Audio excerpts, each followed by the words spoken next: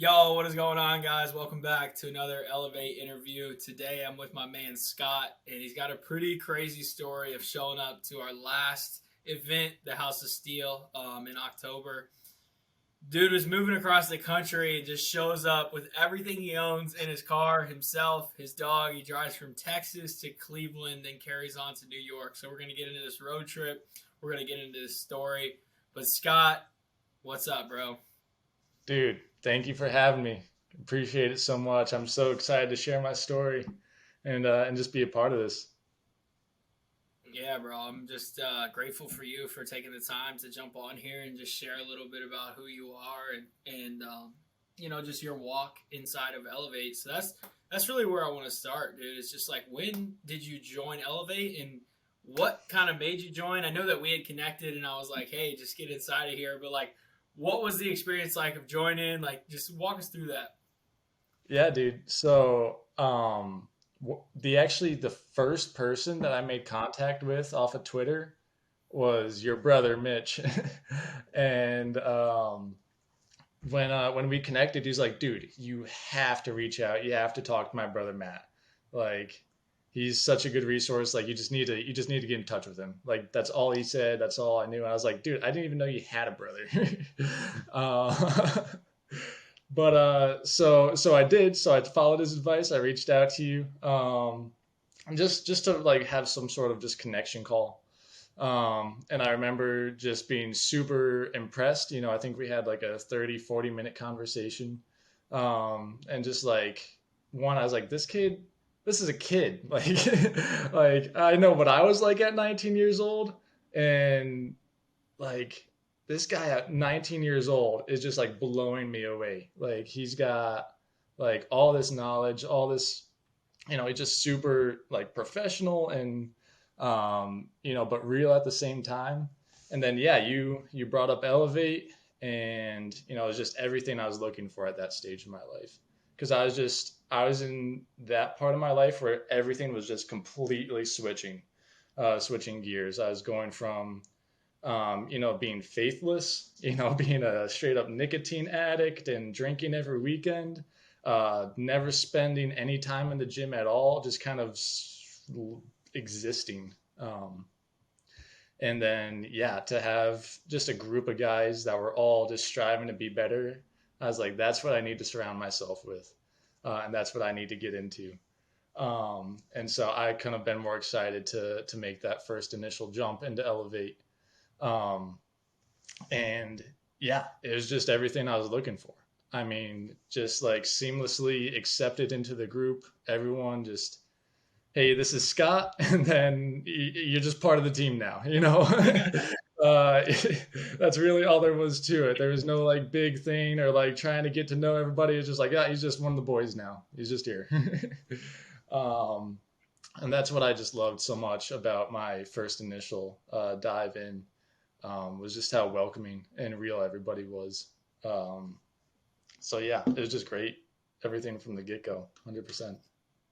Dude, I love that you're speaking to, I think, two things there, just the vulnerability and the authenticity. Like, when, you joined, like you said, faithless, struggling with nicotine, things of that nature, like, you felt a part of the team because you got in. I know you just got immediately vulnerable of, like, here's who I am. You didn't, you were authentic in who you brought to the table. And that's what's so special about this group is you can look at every single guy, one through however many now, over 100, and it's like everyone just shows up in the community authentically as themselves. Like, and that was special about the House of Steel, which I know we'll get into. But first, I want Yeah. to get into kind of who you were before you joined. Faithless, nicotine addict, drinking a lot. Kind of walk me through what was that season of life like? How did you get there? And then what kind of inspired the change? Yeah. So, I mean, I did grow up going to church every Sunday. My mom made sure that my butt was in that pew every single Sunday growing up. Um, and, as part of like youth group and stuff in high school as well. But, as much as, I believed that there was a God, um, it just wasn't a part of my life. Like I had belief, but I didn't have faith, if that makes sense. Mm, And so, I was just doing what everybody else was doing. I just was being part of the club. And to be honest, I never felt like that was like me. I always felt like every time I went drinking, every time I did whatever, I was like just there because that's what my friends were doing. I never felt like I wanted to do that. I was just wanting to be with my friends, and that's what they were doing. And so that just carried through college. Um, and then in college, I played about half a year of college football, half a season, because um, I got really bad brain injury. Traumatic brain injury happened during that time period, and that just rocked my world to the core. Um, even today, the effects of it are just prominent everywhere in my life. Mm. Um, and it was something that I struggled with for like years. I couldn't think properly. I had no memory.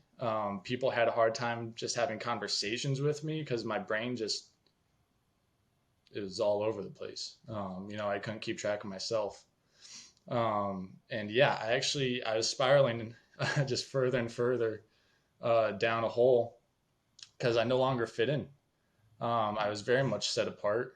I felt like I was just kind of a waste at that point. I was just a guy stuck in his own broken brain, and I couldn't get out, and there was no hope. Um, but the catalyst for what kind of helped make the switch for me was when my long-term girlfriend that I had at the time and I broke up.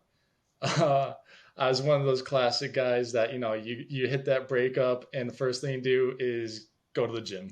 you know, so There we I'm that classic story. um, but what I realized was that when I was working out, that made me want to eat better so that everything I was doing in the gym wasn't for nothing. I wanted to, have all that effort, amount to something if I was going to be doing it. So I started working out. I started eating healthier, getting better sleep, just building, healthier habit on healthier habit. And that's when I realized that like screw trying to get a better body and get revenge or whatever on my ex. Like I didn't even care about that anymore. I realized that my brain worked again. The brain fog, the memory, everything is just completely. I know I can't say I'm completely back to how I used to be, because that wouldn't be 100% true. But the difference is mind blowing. Um, and so that's what all that really is for me is just being able to function. That's that's why I got started, or that's what's like carried me so far in my experience here. And so that's once I started getting serious about that stuff, I felt myself being kind of drawn away from the crowds that I used to run with because nobody else cared about being healthy. And while I was trying to be healthy, they were trying to get me to go back into my old unhealthy habits. Um, and so I felt really kind of alone for a long, long time as I was trying to make that transition. And then finding Elevate was what made me honestly kind of give me the confidence to fully break away from that old self because now I had a healthy group of friends. I had a community that I could go to. I didn't have to go back to those old friends and those old habits because I had a good solid group of people that I could go to with everything that knew exactly what I was going through, that are literally walking the same exact path as me, and know the struggles, but they also know, have the good information and stuff on, how we can tackle, those issues together. So yeah, that's kind of just how that all worked out perfectly. perfectly, man. It's powerful that you say that, and I know that that's your faith kind of speaking there. Um, but I love what you're saying about just having this new environment of people who are in alignment with this new identity that you were building. Ultimately, like you were going from an old identity to a new identity. And one thing I've been sharing a lot is an elevated identity, essentially, because I've been looking at, what is it that we do inside of Elevate? And I was like, well, we bring up, we build a new identity and we give men a foundation to stand firmly in that new identity of like, you're not alone. This identity is not a fluke. Like, this is what it's supposed to be. This is how life is supposed to be lived. So I think it's powerful that we hadn't talked about any of that, and you just I That's mean all. spoke directly to it of like how we just built a new identity and how you were able to live boldly with that new identity. But something I want to talk about before we just carry on is going back to that time with your faith. So you grew up, mom made sure you were in the church pew. God bless her for doing that. I'm sure Yeah. it's helped a ton. You have this traumatic brain injury. Girlfriend dumps you. You start hitting the gym hard. The gym is always a good spot for the start of self development. But like, where was your faith at when she dumped you? Where was your faith at when you started hitting the gym? Is that when you started picking church back up, or how did the faith kind of walk with that story? So the faith part of my journey was definitely more lagging, Okay. and the physical like health aspect was. So that's kind of a whole other story inside the same one.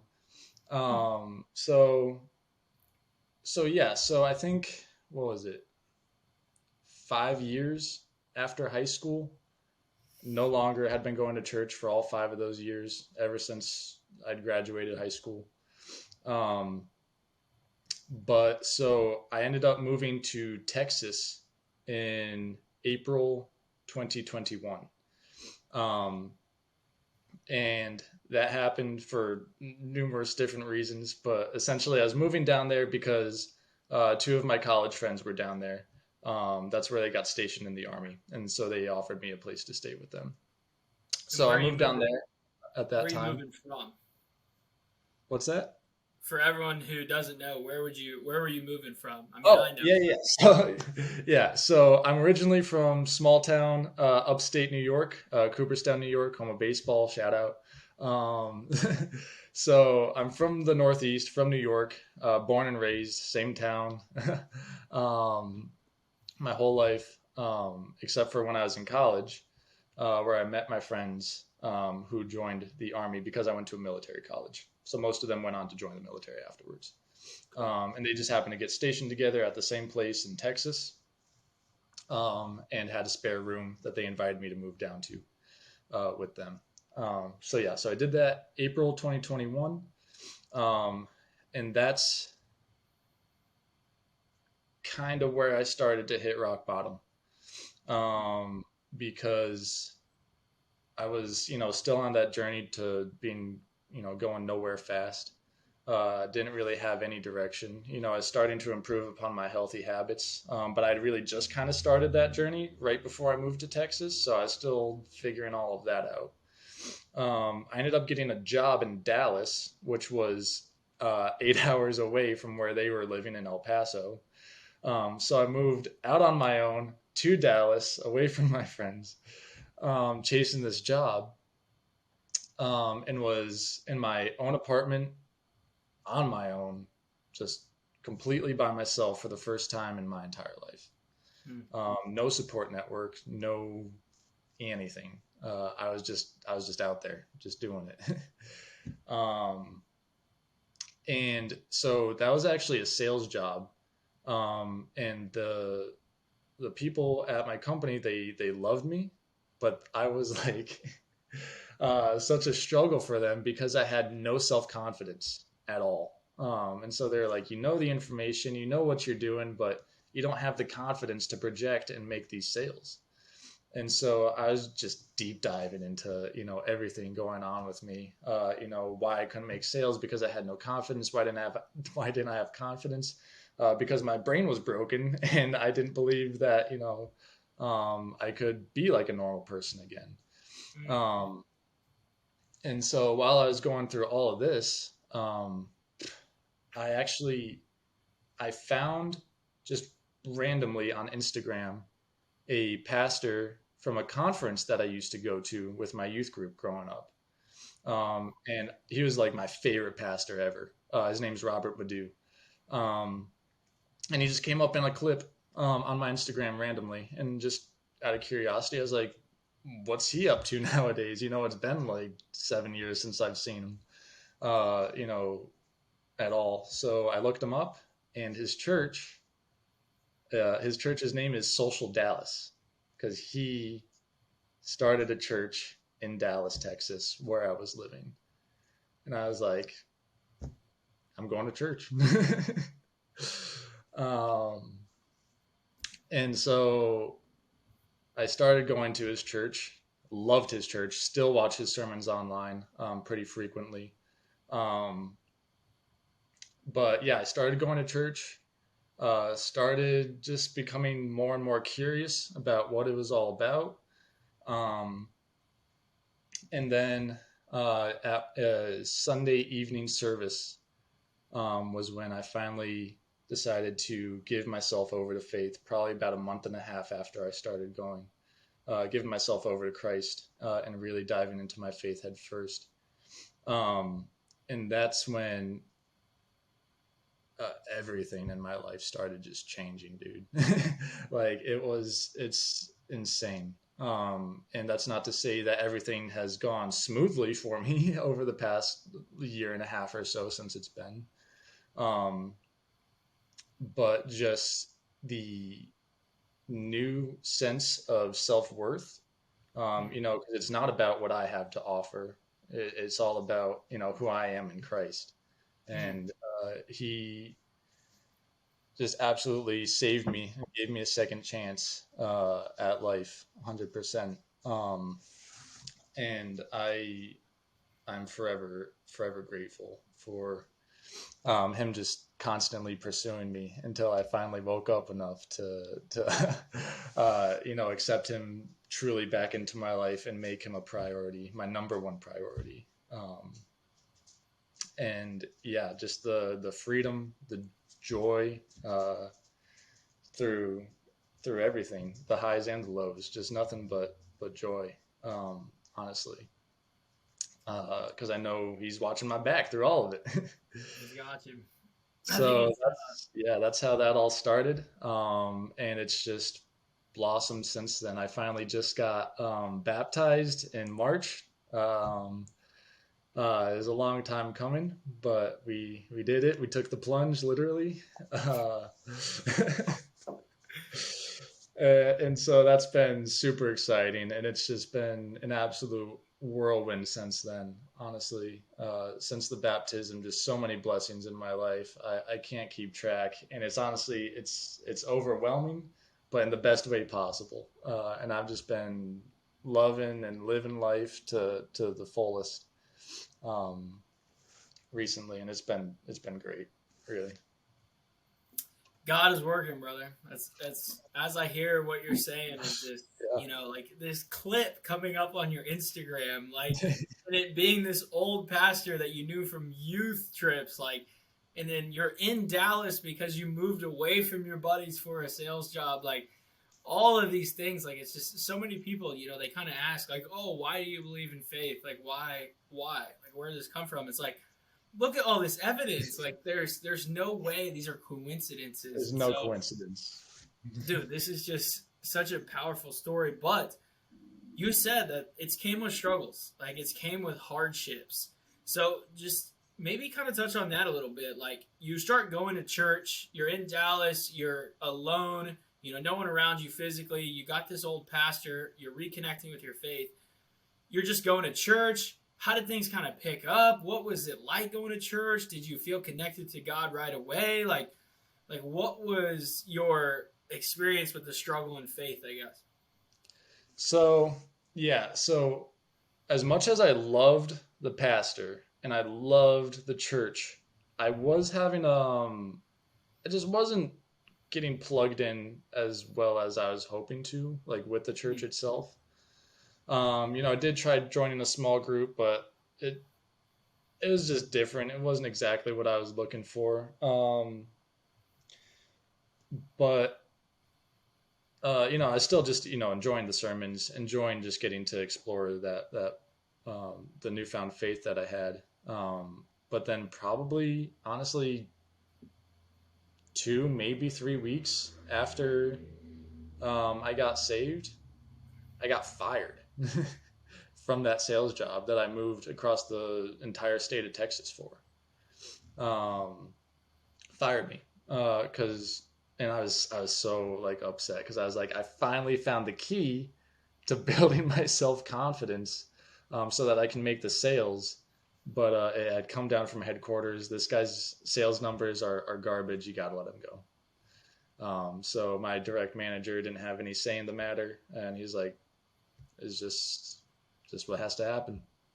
Um, so now I was in Texas, in Dallas, across the country from my family and across the state from my friends. um, Even more alone and kind of desperate now because I had $1,000 to my name at that point. Um, you don't make a whole lot of money as being a crappy salesman. so, uh, so I ended up actually packing up and moving back to El Paso where my friends were living. Um, and yeah, all over the state, back and forth. And then I became uh, a personal trainer at Planet Fitness, everybody's favorite place, right?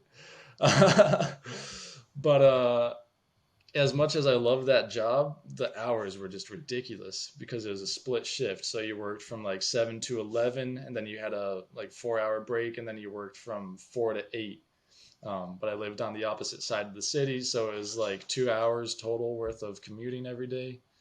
Um, so my days were literally just wake up, work out, go back to work, go home, sleep, repeat.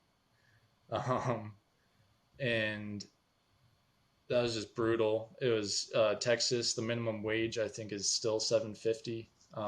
So I was making like $12 an hour there. Um, could barely afford rent still. So that $1,000 that I did have in my bank account depleted pretty quick, even though I was working. Um, but then, so yeah, so just financial difficulties. And then also, I had this newfound faith, and I was moving back in with my college friends, and they were all like, "Dude, you're on crack. Like, what are you doing? Like, you're a Christian now. Like, you were gone for like 6 or like 8 months. Like, come on, like." Just go out drink with us, come on, eat garbage food with us, come on, let's do this and that and everything else. um, so that was particularly challenging as well. Uh, and then yeah, I ended up moving back to New York, which we'll get more into that whole trip and everything here in a bit. But I'm just terrible with transition in general. So as soon as I got like settled in El Paso, then things happened where it was time to move back home with my family, and be around them some more. So as soon as I finally kind of got settled into a routine, flip my world upside down again and try to figure it all out. And it's just been all over the place for the past year and a half, just moving and constantly and just all sorts of everything just kind of being thrown at me. It's wild to think about the roller coaster you went on, because a lot of people, they just, I feel like people are so stuck in faith of on this, like, God is good, like God is good, and with God nothing bad is going to happen. And I think that just couldn't, that's totally wrong. And if you look at your story, like, you get saved, you come back to God, you're like, this is awesome, I found the key to my confidence. Like, you got the key to life, right? Like the key to the city. You're like, hell yeah, this was the only thing I was lacking, was confidence. Now I got it. Now I'm fired. Now I have no money. Now I'm back in El Paso with nobody around me, struggling because I got these guys who just want to drink. They're in the military. They're doing that whole thing. Like, again, just a friction around that identity once you had found faith. And so I just think it's powerful to think about these roller coasters. When you got fired, ultimately you went to Dallas just to get connected with that church. Got fired, right back. And then you get to El Paso, hating the physical therapy. Then you move to New York, and this is where things start picking up, now kind of towards present day. So everything you lost, though, that roller coaster, all the downs, they were to bring you back up. Like, it was for good. And I think so many people, they think like, oh, God is good, nothing's bad is going to happen. It's not that nothing bad is going to happen. It's that the bad is always used for good. Like we can clearly look back over a long enough time horizon. We can look in hindsight and see you clearly just went to Dallas, got that sales job, just so you could reconnect with that church and that pastor, find your faith again, and then okay, get fired, done with that. God was done using that. Move on. Like Yeah. here's what's next, and you keep taking action. You keep pursuing it. I think so many people, something happens where they get fired and they stop. No way. No way. Like, I just found God. I got fired. Like, God, why did you do this? Like, I'm done with that faith stuff. Like, clearly that doesn't work. But you kept moving forward, and now you look back in hindsight and you see the value and the lessons and the loss. And it's just so important to understand, like, faith is going to be a struggle. It's going to be a hardship. And I think that's one powerful thing about Elevate is every single guy in there, it's we're struggling. We're all struggling. We are all pursuing God, and we're riding this roller coaster of life together. We're on that train cart together. But speaking of being on that train cart together, let's talk about the House of Steel here. So the House of Steel, again, deadlifting event in October for those listening. We come together at JR's gym in Lorain, Ohio, up near Cleveland.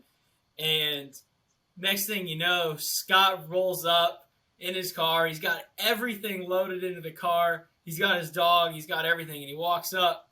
He's just like, what's up, guys? I'm here. And come to find out, he was moving from Texas to New York. But I'll let you tell the story, brother, because it's just from my perspective. You roll up and you're like, I'm moving my whole life. And then you're like, Matt, I listened to your podcast, and that's why I'm moving my whole life. And I'm like, holy shit, he's moving his whole life because he listened to my podcast. Like, all right, cool, let's fucking do it. But what was your experience of that, brother? Of just like, okay, I'm going to make this drive.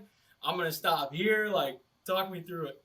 So, yeah, that's a super funny story.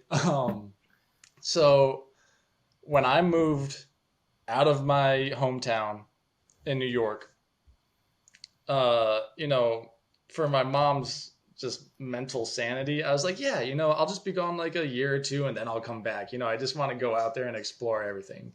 But really what was going on in my mind is I am never stepping foot back in this town again, like permanently. Like it's not happening. Like there's no way. And that was my whole mentality the whole time I was in Texas. I was like, I don't care how hard it gets down here. I'm not going home. Mm. Like there's nothing for me there. Um, that's where my past is. I don't care about my past. All I care about is my future. Like staying in Texas, or not even staying in Texas, but just not there. Anywhere but um, just dead set on that. um, except that after my second time of living in El Paso for a few months, God just hit me hard, and I there was nothing particularly specific or anything like that. But he hit me hard, and all I could think was just, I want to go home. It is time for me to go home. there. Which is not something that I ever want to do. It's something that like I kind of felt like a failure that, like I made the move, I got out of town, not everybody's able to even get out that initial time. So I was finally felt like I broke free, and here I am, tail tucked between my legs, heading back. But so I was really struggling with that. I kind of actually was just straight up ignoring that. And I was like, no way, like still fighting it tooth and nail, not wanting to do it. Um, and then it was one of the first few episodes of the Super More Bros podcast that I was listening to the one day. And yeah, you mentioned how, you had moved to Indy. You'd moved in with, Mitch and Claire, and you'd had your job and you'd been working at IVB and everything. But then in order to really focus on growing yourself, like you ended up moving back home to your hometown and with your grandfather, um, and using that opportunity of not having to worry about like paying rent or anything like that to just focus on growing yourself and developing like your business and everything that you're looking to grow at that time. And that message hit me like a ton of bricks. And I was like, all right, if Matt can do it, like I can too. Like, all right, we're all in it together. We're all, on the same grind and everything. So I was like, all right, fine. I'll go back to New York. Um, and then I didn't really have a timeline.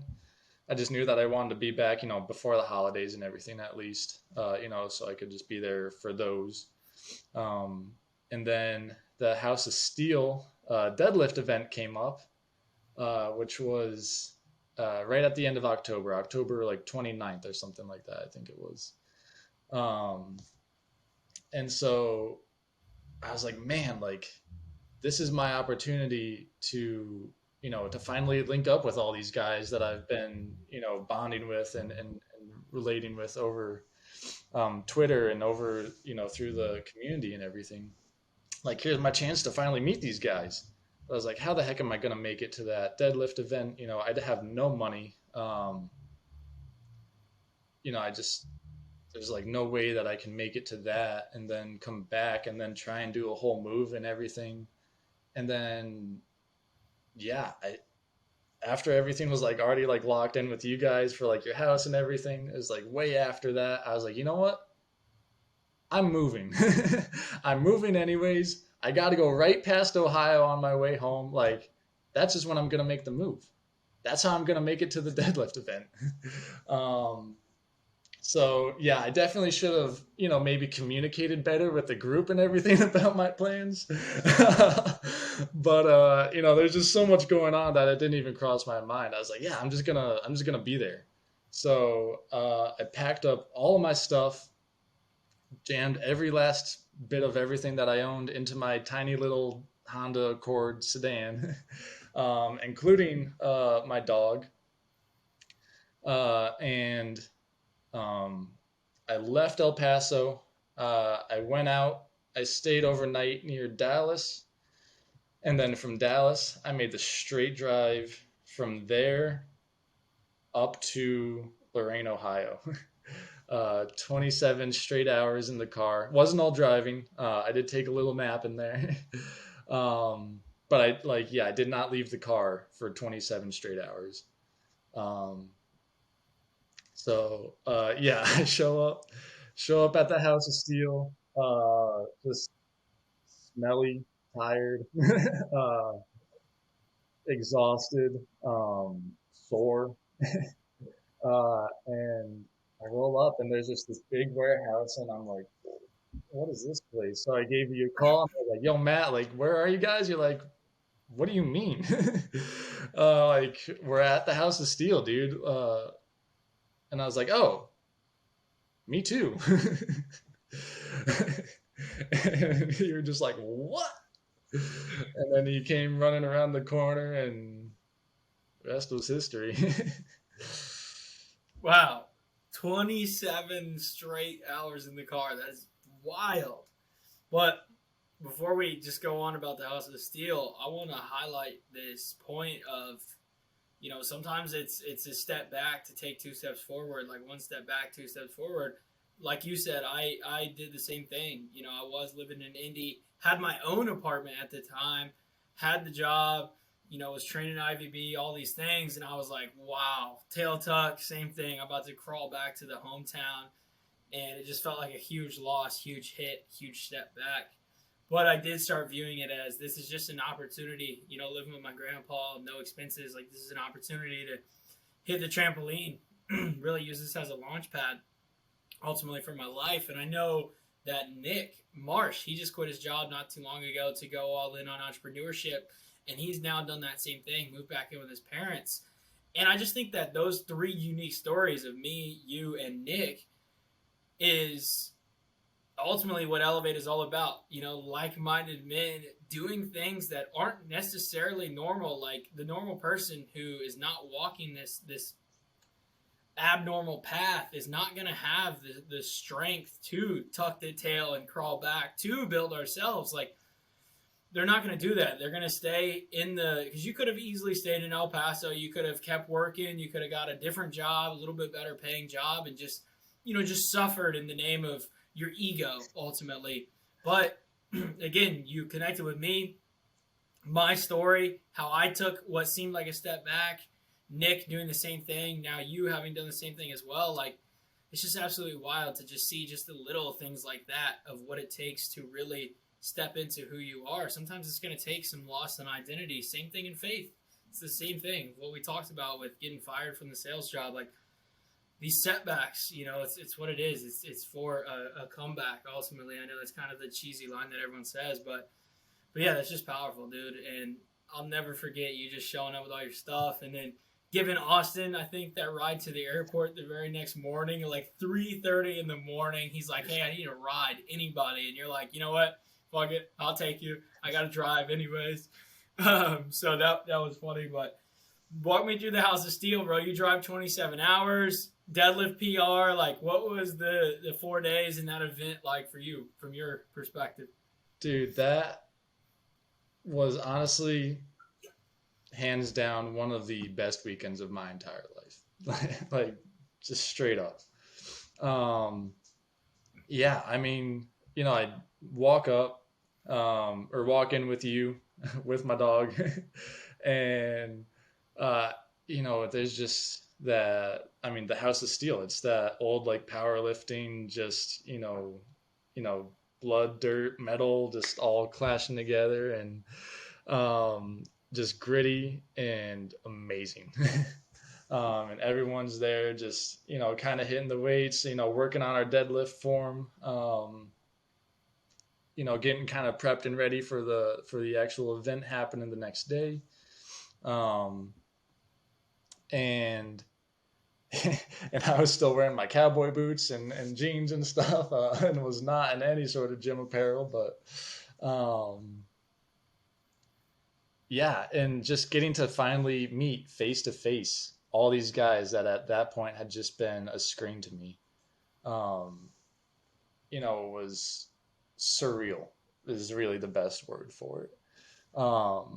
These guys that had become, honestly, at that point, like really good, like I consider to be good friends, um, with, and now getting to see each other face to face, and work out together and share ideas and share all sorts of different stuff together in person is just mind blowing.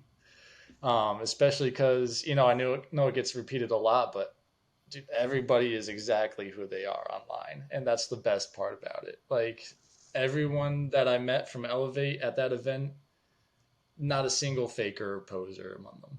Everybody's just so authentic, so real, and truly just looking to, improve themselves, but also to just in any way that they can help improve everybody else, and just in whatever shape or form they can, whether it's with actual facts or information or just straight motivation, or prayers or everything. Like that was I'll never forget, when we went to that first lunch that I was at, when we sat down and we all said a prayer. We all said grace beforehand, and we said amen. And I look up and I go, man, I'm glad you guys did that, because I just suck at praying, out loud in person in public. And he just looked at me and he go, "You're next. You're up next, bud." And I was like, "Shit, you got me." Man, yeah, you gotta watch what you say around me. It's so often, man. I get on Elevate kickoff calls or whatever. Like I've had multiple people pray over me on Elevate kickoff calls on the topic of prayer specifically. They're like, I'm hesitant to pray over other people. My prayer life, like not confident in it. And I'm like, well, let's practice right now. Like here we go. Like you got it. So that's powerful, dude. And yeah, you got to just be careful what you say around me because I'm a immediate action man. Action is truly everything. So Action over everything. but I love, I know we already talked about the authenticity, and I just want to highlight it again because it's exactly what you're going to get. If you join Elevate, it's just over 100 guys that are just authentic, not trying to tell you how to live your life or who to be, or they're just trying to show you how they're living theirs. And if you can help them improve it, great. If they can help you improve yours, great. Like that's what we're here for. So it's just not. I feel like so many people may think that it's just, oh, this group of dudes who's gonna tell me how to live my life and all how I should be better Christian, or like, no, we're gonna, if anything, we're gonna show you how we're not good Christians. Like, we're struggling, we're trying to be better Christians. It's not, it's Right. no, we know better than you at all. So I love the authenticity aspect of the whole thing, man. Because I just don't think there's anything like it. Honestly, I don't think Dude, there's anything like it. yeah, I 100% want to drive that home too because I've never ever encountered a group that's anywhere kind of like that. And you've just developed a community where the whole everything is just it's not even surrounded about self. Obviously, if you need personal help and everything like that, like everybody has times where they're share their vulnerability and their challenges that they're facing. But yeah, everybody, dude, every single person in that group. I don't know how you do it or how it happened, but every single person in that group is amazing, down to the last person. Everybody there is just focused on, yeah, just building themselves and building each other, and that's the whole thing. There's not a single negative comment you can find anywhere in any of those chats in the Discord. Everybody's just there for each other, um, and it's just phenomenal, like mind blowing, honestly. I know exactly how it happened, bro. God was working because they wanted me. I'll tell you that much. It was not me. I was doing a lot, but I was just a vessel, a puppet. We know that. But last thing I want to ask you, bro, I ask this every single time. Well, let me work in a fun question. I asked, I think it was Bo. I asked him, I said, if you could get lunch with three of the guys from the community, who would it be? So you got to be careful because if you go with Nick, with Marsh, he's going to be telling you about all the stuff that you're eating and how it's bad for your gut. Can't choose him. He said out loud. So can't choose Marsh.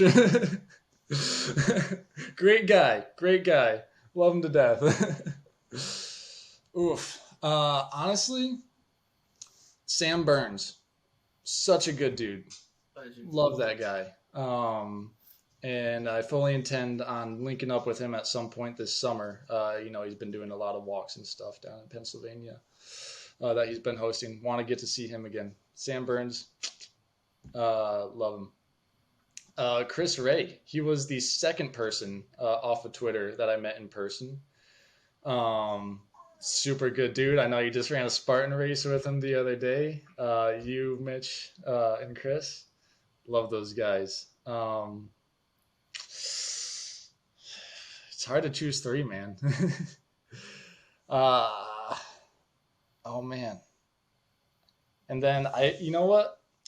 I want to say you, but I'm gonna choose your brother over you. Sorry to do it, but I gotta choose Mitchie because I haven't met Mitch in person yet. I've connected with him and spent a lot of time on video calls and phone calls and stuff with him, but I've never actually met him in person. So I got to go with Mitch. It's all right, man. I'll remember that one though. Oh, but last question, bro. That's a fun one. But last question is just someone listening to this. They love your story. They're considering joining the community. Like, what's your advice to them? Dude, just do it. Just do it, man. Like the the return that you get from this group is a millionfold, like far more than a better investment than you can make in literally anything else.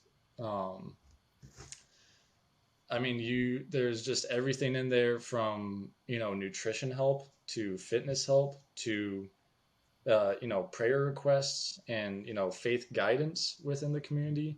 Now we got stuff for addiction and finances and just everything.